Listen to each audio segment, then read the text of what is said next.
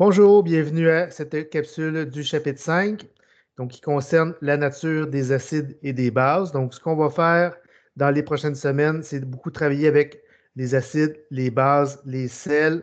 Donc, on va parler beaucoup de pH dans différentes situations.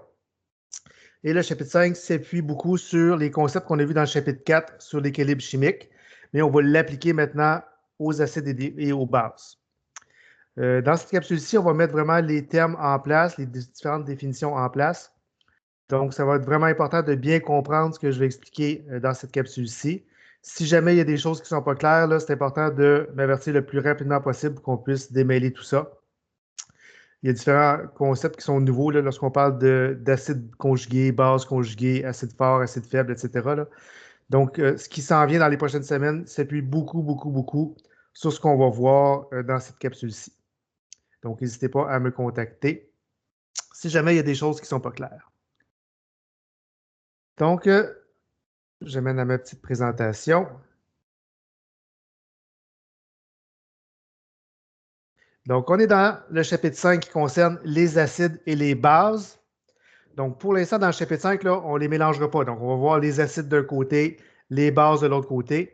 Dans le chapitre 6, là, on va tout mélanger ça ensemble, là, on va faire des réactions, mais pour l'instant, on les voit de manière indépendante. Donc, les acides et les bases. On va voir que dans les acides, il y en a deux types. Les acides forts, donc ceux qui vont se dissocier complètement. Donc, il va y avoir une seule flèche. Et il va y avoir les acides faibles qui vont se dissocier partiellement, donc deux flèches. Même chose pour les bases. Donc, il y a des bases fortes qui vont se dissocier complètement, une flèche. Et des bases faibles qui vont se dissocier partiellement avec deux flèches. Et donc, on a déjà vu la nature électrolytique, là, électrolyte fort, électrolyte faible. Donc, même principe dans le cas des acides et des bases. Il y a des acides forts, des acides faibles, des bases fortes et des bases faibles. Donc, pour l'instant, vous n'avez pas besoin de savoir lesquels sont forts, lesquels sont faibles, mais c'est juste de comprendre un peu qu'est-ce qui se passe si jamais on a un acide fort, qu'est-ce qui se passe si on a un acide faible, qu'est-ce qui se passe si on a une base forte et qu'est-ce qui se passe si on a une base faible. Donc, pour expliquer la nature des acides et des bases, il existe trois théories qui sont généralement admises en sciences. Vous en connaissez probablement déjà une, donc la plus connue, celle d'Arrhenius. Il y en existe une deuxième qu'on va beaucoup utiliser cette session-ci, qui est la théorie de Bronsted-Lowry. Et il y en existe une troisième qu'on va plus utiliser en chimie générale et en chimie organique, qui est la théorie de Lewis, donc qui fonctionne avec les structures de Lewis, c'est avec les petits points, entre autres. Donc, trois théories. Théorie d'Arrhenius, qui est la plus ancienne, qui est celle que vous avez probablement vue au secondaire. La théorie de Bronsted-Lowry, qui est plus générale, donc qui englobe beaucoup plus de composés, donc qui est celle qu'on va beaucoup utiliser cette session-ci. Et vous avez la théorie de Lewis, donc qui fonctionne par des échanges d'électrons, qu'on ne va pas utiliser cette session-ci, mais que vous allez revoir en chimie générale et en chimie organique. C'est ce que je marque ici. Les deux premières sont importantes pour ce cours-ci. La dernière, on va la voir un peu plus tard, donc en chimie générale et chimie organique. Donc, la théorie d'Arrhenius, c'est quoi? Donc, c'est celle que vous avez utilisée au secondaire. Donc, un acide, c'est quoi? C'est une substance qui donne des H+. Donc, pour avoir un acide, il faut avoir dans votre molécule, à quelque part, un hydrogène qui est disponible. Donc, des exemples d'acides, ça peut être HCl, HNO3, H2SO4, H2CDO4, CH3COOH, donc l'acide acétique. Donc, toutes ces substances-là sont des substances qui sont acides parce que lorsqu'on les met dans l'eau, ils vont libérer des H+. Donc, c'est la définition d'un acide pour Arrhenius. C'est une substance qui donne des H+. Il manque un D, là, c'est pas 2. Donc, un exemple. Vous avez ici l'acide nitrique, HNO3, qui, lorsqu'on le met dans l'eau, se décompose en H+, et NO3-. Dans le cas de l'acide nitrique, on voit qu'il y a une seule flèche. Donc, c'est un acide qui est fort, donc il se dissocie complètement en H+, et NO3-. Donc, pour l'instant, pas besoin de retenir que l'acide nitrique, c'est un acide fort, mais juste de remarquer que si c'est un acide fort, on met une flèche et ça se décompose complètement en H+, et NO3-. Autre exemple, l'acide cyanhydrique, HCN, qui est un acide faible. Donc, pourquoi il est faible? Donc, on voit qu'il y a deux flèches.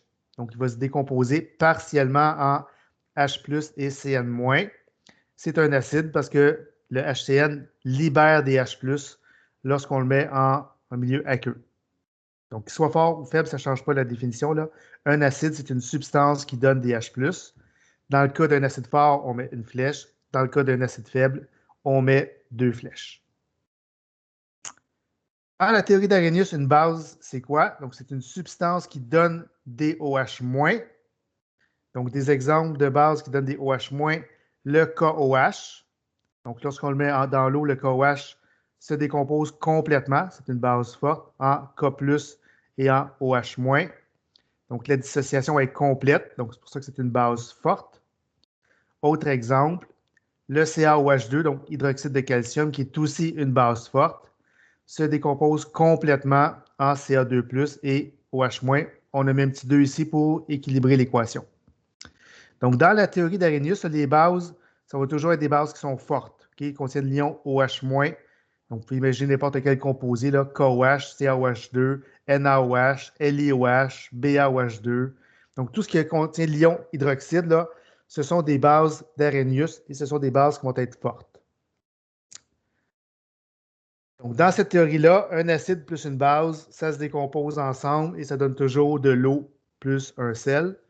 Donc, j'ai mis des couleurs pour vous aider. J'ai mis l'acide en rouge, la base en bleu, l'eau en bleu pâle et le sel en vert. Donc, un exemple de réaction acido-basique. On en a vu au début de la session. Donc, l'acide phosphorique H3PO4 réagit avec l'hydroxyde de calcium CaOH2 plus, pour vous donner de l'eau plus le sel. On se rappelle que le sel, il faut que la somme des charges donne 0. Donc, c'est pour ça qu'on a Ca3PO4 2. Cette équation-là n'est pas balancée.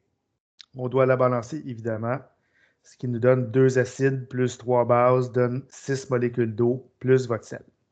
Donc, dans la théorie d'Arrhenius, là, important, un acide plus une base, ça donne de l'eau plus un sel. Le sel doit être neutre. Donc, on ajuste les petits indices pour avoir le total de 0. Et ensuite, on équilibre notre réaction. Théorie de Bronsted-Lowry, donc qui est celle qu'on va plus utiliser cette session-ci, qui englobe la théorie d'Arrhenius. Donc, ce n'est pas un exclut l'autre. Donc, la théorie de Bronsted-Lowry englobe la théorie d'Arrhenius.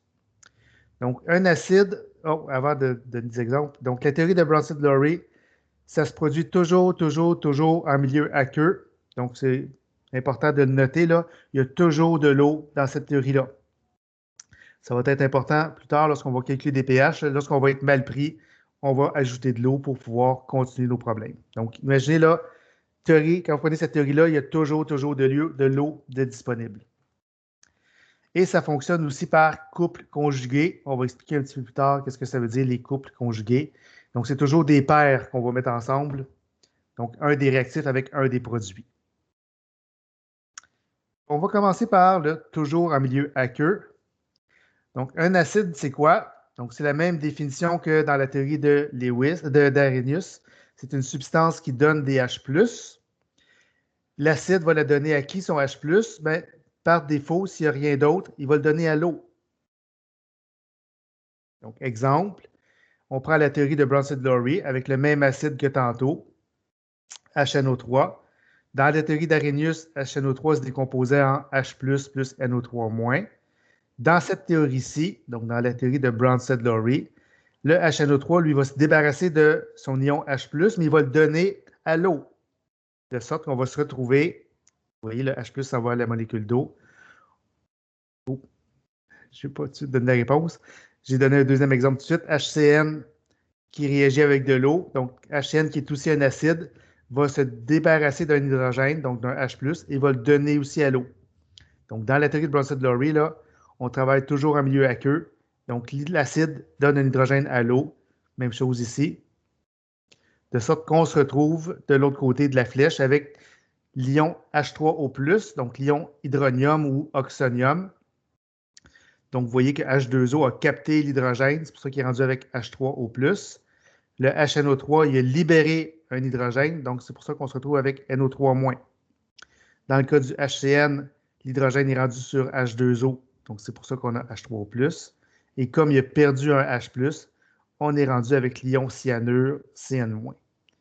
Donc, dans cette théorie-là, un acide, ça donne aussi des H+, mais il ne le donnera pas dans le vide. Il va le donner, dans ce cas-ci, à la molécule qui est à côté, qui va absorber à ce moment-là le H+. Et si on n'a rien d'autre dans notre solution, bien, ça va être l'eau qui va jouer ce rôle-là. La base, elle, c'est différent de la théorie précédente.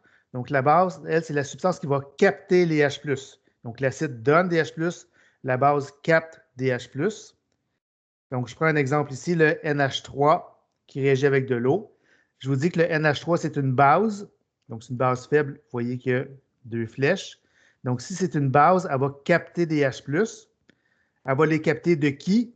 Bien, si j'ai rien d'autre, c'est l'eau qui va donner les H+, pour que le NH3 puisse les capter. Comme ça ici. Même chose, donc je donne un autre exemple, le C6H5NH2, donc l'aniline, qui est aussi une base faible. Vous voyez, j'ai mis deux flèches. Donc, qu'est-ce que la base C6H5NH2 va faire? Elle va capter un H+. Elle va le capter de qui? Donc, si j'ai rien d'autre dans ma solution, bien, ça va être l'eau qui va servir de donneur de H+. Donc, l'eau va donner son H+ à C6H5NH2 qui va le capter. Donc, vous voyez que C6H5NH2, c'est une base.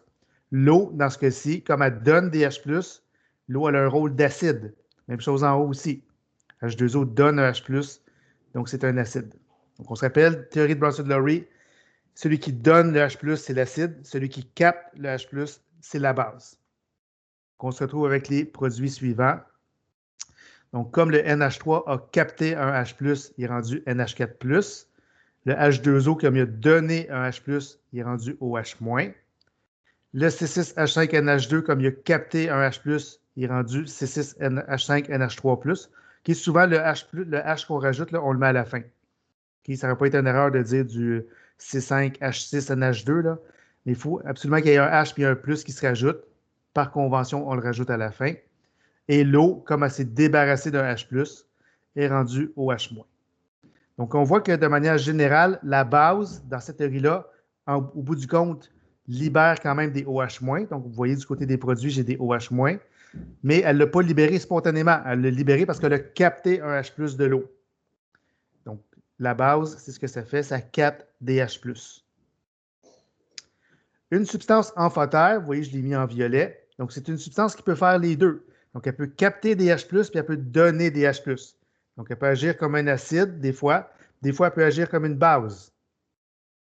Donc, vous avez ici un exemple qu'on a fait tantôt. HNO3 réagit avec de l'eau pour donner H3O+, plus NO3-. Donc, HNO3 qui est notre acide. L'eau, dans ce cas-ci, elle a joué un rôle de base parce qu'elle a capté un H+, pour devenir du H3O+. Dans l'autre exemple, donc ici, l'eau a servi de base. Dans l'autre exemple, NH3 réagit avec H2O. NH3, c'est une base. Elle capte un H de H2O. Comme ça ici. Donc, dans ce cas-ci, l'eau joue un rôle d'acide. Donc, première réaction, l'eau, c'est une base. Deuxième réaction, l'eau, c'est un acide. Donc, l'eau, c'est une substance qu'on peut qualifier d'amphotère parce qu'elle peut faire les deux. Elle peut des fois capter, des fois donner. Donc, c'est la définition de amphotère. Donc, vous voyez ici, dans le premier cas, l'eau est en bleu parce qu'elle joue le rôle de base. Dans le deuxième cas, l'eau est en rouge parce qu'elle joue le rôle d'un acide. Autre exemple, l'acide phosphorique, H3PO4, qui est un triacide. Donc, triacide veut dire qu'il libère 3 hydrogènes. Donc, première réaction, le H3PO4 donne un hydrogène à H2O pour devenir H3O+, plus H2PO4-. Donc, l'ion dihydrogénophosphate. Donc, le H3PO4 est un acide. L'eau joue le rôle de base dans ce cas-ci. Le H2PO4, lui, peut continuer à réagir avec de l'eau pour devenir du HPO4-2-. Donc, H2PO4, c'est un acide qui donne un H+ à H2O. L'eau joue encore le rôle de base dans ce cas-ci. Et finalement, le HPO4-2- peut continuer à réagir avec de l'eau pour lui donner un dernier H+, pour devenir H3O+, plus PO4-3-. Donc, ça, c'est les trois réactions de l'acide phosphorique. Vous voyez que dans les trois cas, c'est un acide faible parce qu'on a mis deux flèches. Et on voit que H3PO4 donne un hydrogène, H2PO4 donne un hydrogène, HPO4 donne un hydrogène. Donc, les trois sont des composés acides. Et l'eau, dans ces trois cas-là, a joué le rôle d'une base. Par contre, comme il y a une double flèche, donc vous voyez ici qu'il y a deux flèches, on peut regarder la réaction dans l'autre sens. Donc, comme si la réaction se passait de droite vers la gauche. Donc, H2PO4 réagit avec H3O+, pour donner H2O plus H3PO4. Donc, qu'est-ce qui s'est passé?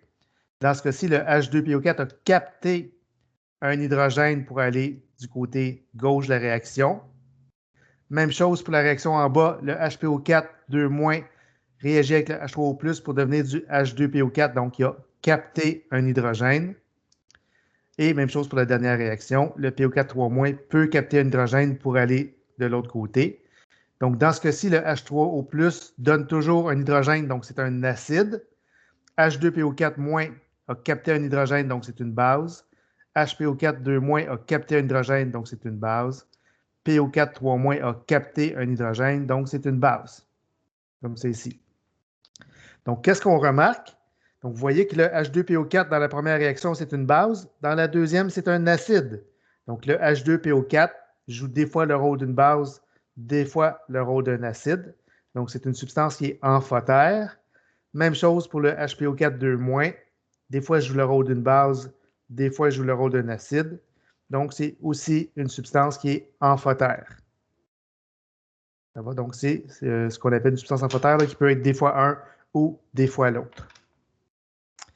Autre exemple, H2SO4 qui est un diacide, donc il peut libérer deux hydrogènes. Dans le cas du H2SO4, c'est un acide fort, donc vous ne savez pas encore pourquoi. Là. Donc H2SO4, c'est un acide fort, donc c'est une seule flèche pour la première dissociation. Donc H2SO4 réagit avec de l'eau, donne son H+ à H2O. Il vous reste H3O+, plus HSO4-. Et le HSO4- continue à réagir. Dans ce cas-ci, le HSO4-, c'est une réaction acide faible. On a mis deux flèches. Donc, il va donner un H+ à H2O pour devenir H3O+, plus SO4 2-. Donc, HSO4- c'est un acide. H2SO4, c'est un acide. H2O a joué le rôle de base dans les deux cas. Si on regarde la réaction maintenant dans l'autre sens, on pourrait penser que le HSO4- réagit avec H3O+, pour devenir de l'eau plus H2SO4, un peu de la même idée qu'on avait faite pour l'acide phosphorique. En réalité, non, parce qu'il y a une seule flèche. Donc, la réaction, elle ne va pas de droite vers la gauche, elle va uniquement de la gauche vers la droite, de sorte que la réaction inverse, elle ne se produit pas, parce que H2SO4 possède une seule flèche. Par contre, comme dans la deuxième réaction, j'ai deux flèches, la réaction inverse peut se produire. Donc, H3O+ peut donner un H+ à SO4 2-, de sorte que le H3O+ est un acide dans ce cas-ci, et le SO4 2- est une base. Donc, dans ce cas-ci, on voit que le HSO4-, il est seulement qu'acide, il n'est jamais basique. Donc, le HSO4-, ce n'est pas une substance amphotère. Ça va? Donc, il faut vraiment qu'amphotère, là, il puisse faire un ou l'autre. Dans ce cas-ci, il ne peut pas, parce que dans la première réaction, j'ai une seule flèche qui empêche le retour vers le produit initial.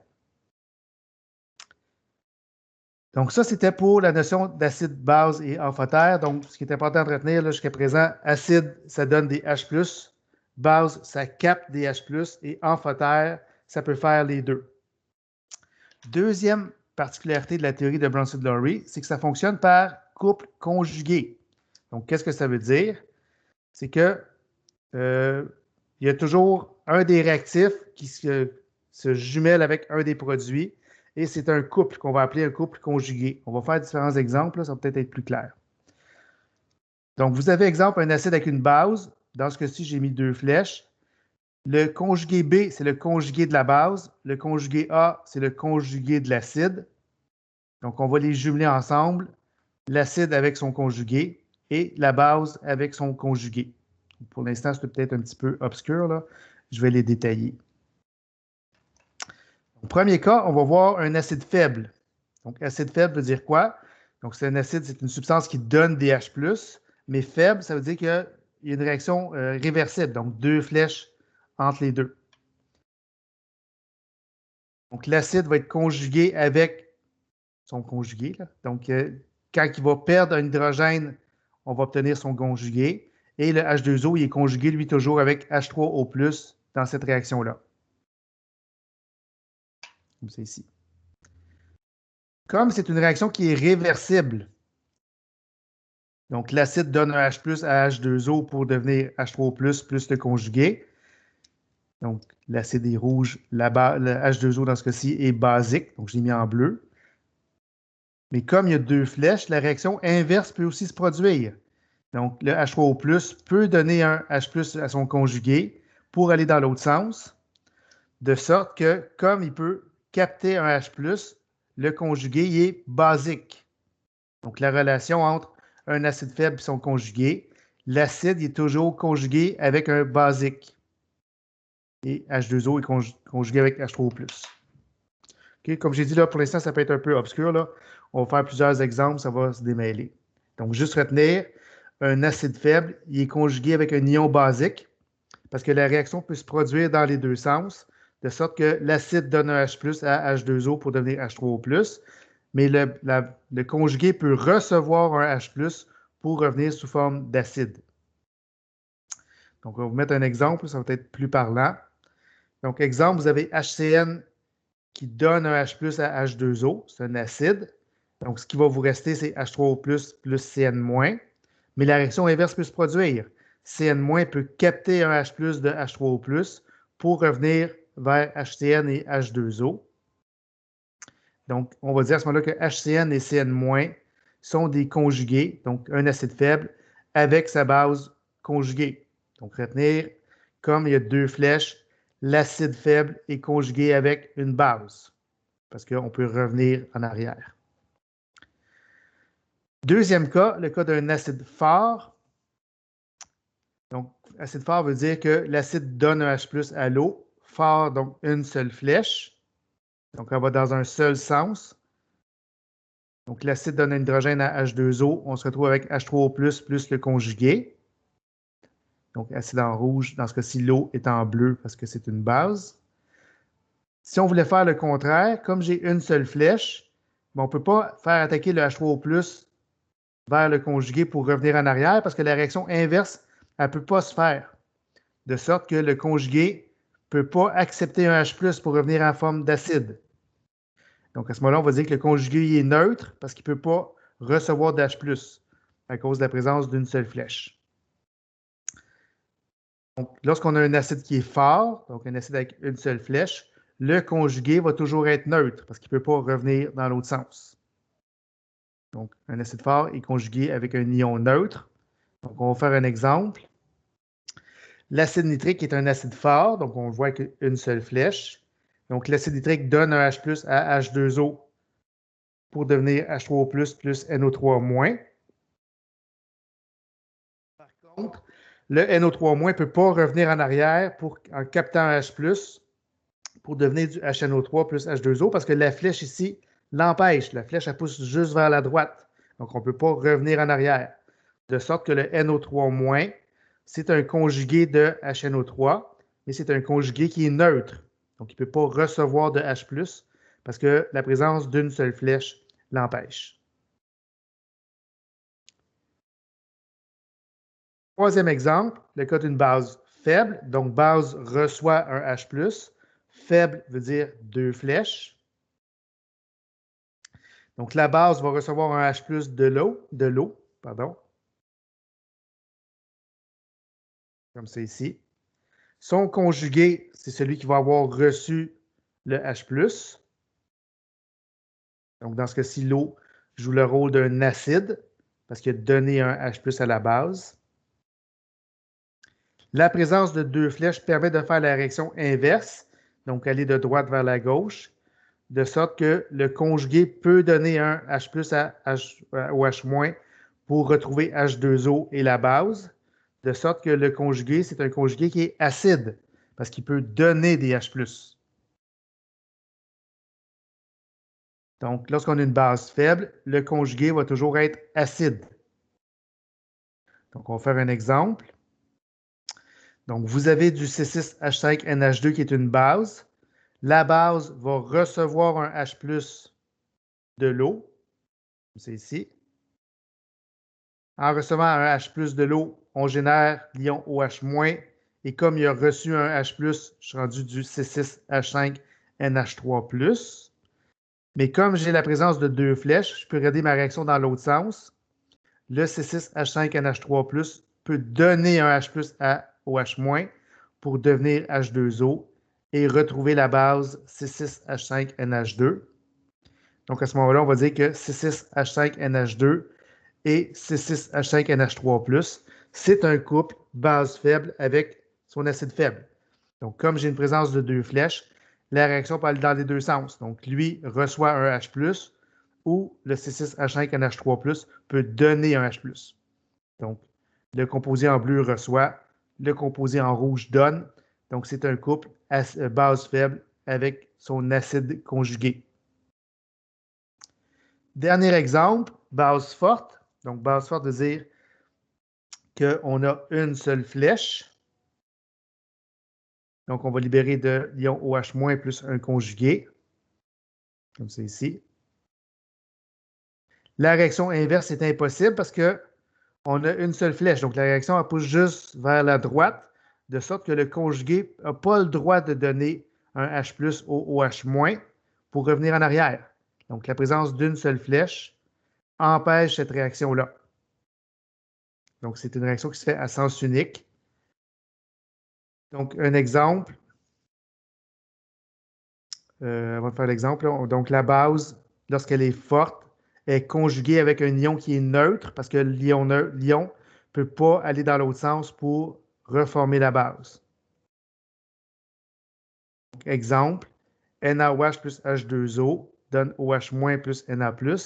Le Na+ ne peut pas réagir avec le OH- pour reformer du NaOH plus H2O parce que j'ai une seule flèche. Donc, la réaction inverse est impossible, de sorte que NaOH et Na+, c'est un couple base forte, ion neutre. Donc, vous avez ici un résumé. Donc, faites-vous-en pas, là, si c'est un peu mêlant au début, là. On va le pratiquer beaucoup, beaucoup, beaucoup dans les prochaines capsules. Donc, les couples que vous avez. Donc, si vous avez un acide faible, le composé qui va être formé de l'autre côté, ça va être une base faible, parce que les deux flèches permettent de passer de un à l'autre. Si jamais c'est un acide fort, bien, le composé de l'autre côté, il est neutre, parce qu'il ne peut pas revenir en arrière. Donc, il ne peut pas capter ou donner des H+. Donc, un faible va avec un faible, acide va avec une base. Acide fort avec anion neutre. Base faible va générer un acide faible, étant donné que c'est faible, il y a deux flèches, donc ça permet des échanges d'un côté à l'autre. Tandis que quand ma base est forte, bien, comme la réaction ne peut pas revenir en arrière, mais ce qu'on a de l'autre côté, c'est un neutre. Donc, tout ce qui est faible est conjugué avec son contraire, donc acide conjugué avec base, base conjuguée avec son acide. Tout ce qui est fort est conjugué avec un neutre, donc acide fort avec un anion neutre, base forte avec un cation neutre. Donc ça, je vous invite à le prendre en note, là. Ça va revenir beaucoup, beaucoup dans les prochaines capsules, là, dans les prochaines semaines. Donc, ça termine la présentation de cette première introduction, là. Il y a quand même beaucoup de concepts.